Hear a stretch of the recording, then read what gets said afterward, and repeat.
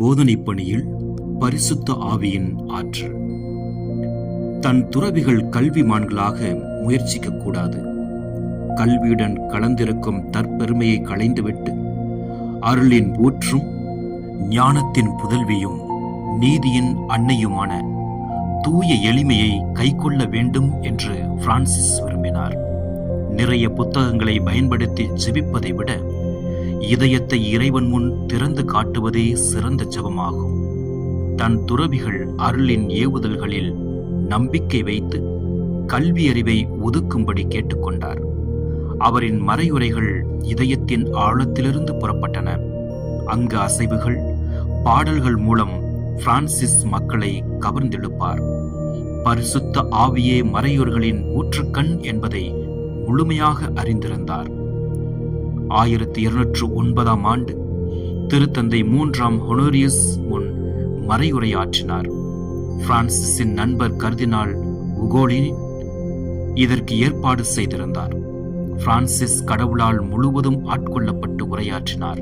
கேட்பவர்கள் அனைவரும் வானமே வாய் திறந்து அருள்வாக்கு தருவதாக நினைத்து மெய்மறந்து நின்றனர். கடவுளால் ஆசீர்வதிக்கப்படும் மறையுரைகள் கேட்போரின் உள்ளத்தை மாற்றாமல் விடுவதில்லை. மேலும் பிரான்சிஸ் பொலோஞ்ஞாவில் 1222ஆம் ஆண்டு ஆகஸ்ட் 15ஆம் நாள் உரையாற்றினார். அங்கு வானதுதர், மனிதர்கள், தீய ஆவிகளை பற்றி மிக நுட்பமாக உரையாற்றினார். கல்வி கற்காத அவருக்கு இந்த ஞானம் எங்கிருந்து வந்தது என்று மக்கள் வியந்து பாராட்டினர்.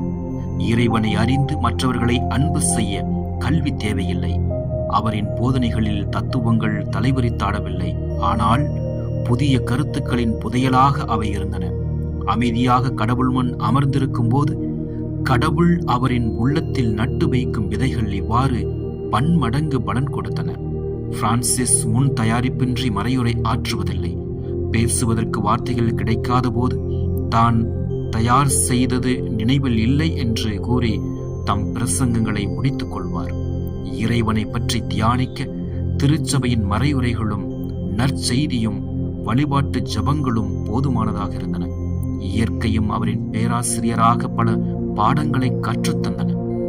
திருத்தந்தை 3ஆம் இன்னசென்ட் திருச்சபை இயல், விவிலிய இறையியல் போன்றவற்றை பற்றி பிரான்சிஸ்கன் இயக்கம் உரையாற்ற தடை விதித்திருந்தார்.